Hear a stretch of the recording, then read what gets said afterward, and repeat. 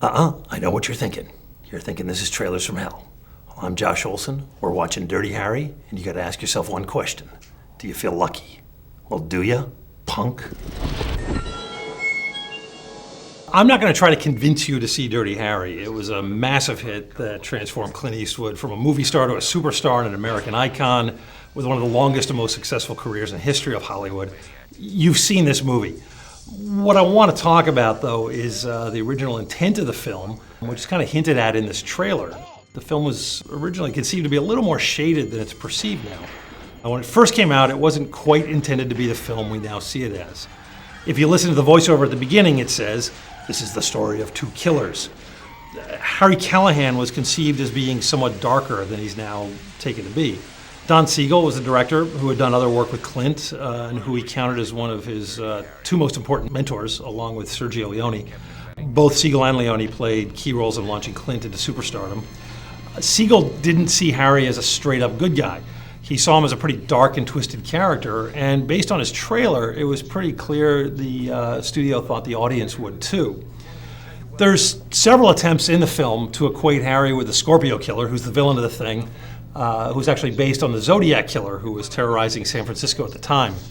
There's a lot of scenes of Harry watching people through his binoculars, and a lot of scenes of the killer watching people through his rifle scope, and a lot of other sort of subtle things. At one point, Harry says he knows this guy's going to kill again because he likes it.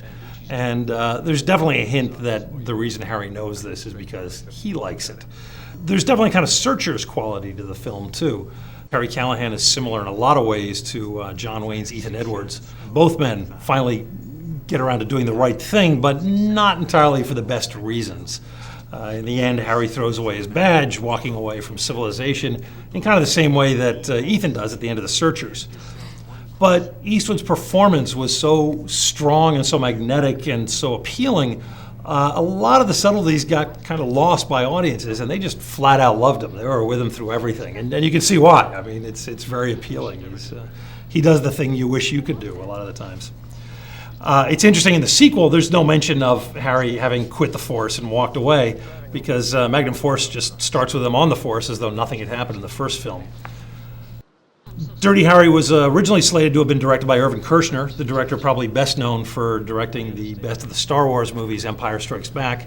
More interestingly, the original Harry was slated to be Frank Sinatra, who fell out for a variety of reasons. The one I've heard the most is that he apparently injured his hand and couldn't actually handle Harry's enormous gun. The villain is played by Andrew Robinson, a terrific actor making his first appearance in a feature film. He did amazing work that led to him playing a lot of movie psychos over the years. Ironically, Robinson was supposed to be a very nice guy by all accounts, lovely and peaceful man who actually was very uncomfortable even looking at the guns he had to handle in the film, let alone shooting them. But he did manage to tap into something that allowed him to create a memorable performance as one of the screen's most compelling villains. This is also back in the day when actors could do their own stunts. Clint actually really did jump off of that bridge onto that bus while it was moving. What the hell is he doing up there? There were a lot of reasons they called him Dirty Harry, and he kept inventing new ones.